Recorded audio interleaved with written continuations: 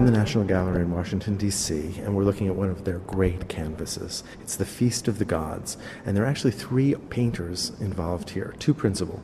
The main artist is Giovanni Bellini, the Venetian, and then ultimately his student, Titian, who was one of the really great Renaissance masters. Who completed the landscape. After Bellini was... After he died. Dossi painted a bit of the landscape, which I think then Titian painted over, ultimately. And so this was done for the Duke of Ferrara. Right. So this is a Desti. Right, so this is commissioned at the highest levels of the aristocracy in Venice. But this was not a public commission. This was for his study, which is to say it was allowed to have a kind of private subject matter, which is a kind of playful sexuality, really. It is, yeah. This is a bacchanal, Feast of the Gods. Figures eating and drinking and cavorting, yes. and having pleasures of various kinds in the landscape. All the figures are identifiable. Gods and naiads. Satyrs. Bacchus, interestingly enough, is the young child on the lower left in collecting blue. Some wine. That's right, of course, appropriately. And the large figure just to the right, in reclining, the is Mercury. If you look closely, there's all kinds of wonderful little interludes.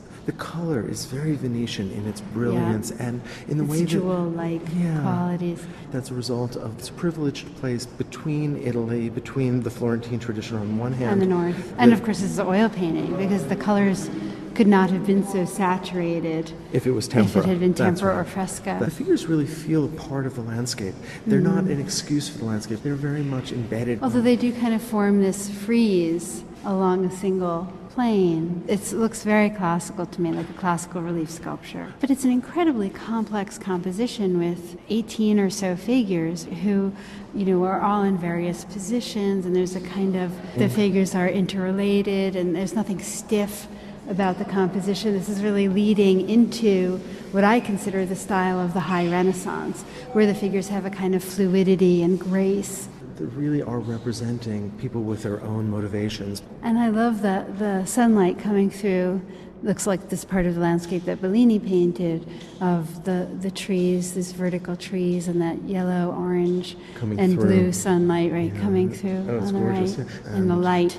And all of those things we consider very Venetian. It is an incredibly ambitious painting that tells stories you would never tire of looking at. And that you can imagine the Duke in his study looking at these gods, these Olympian gods, enjoying the pleasures of earthly life.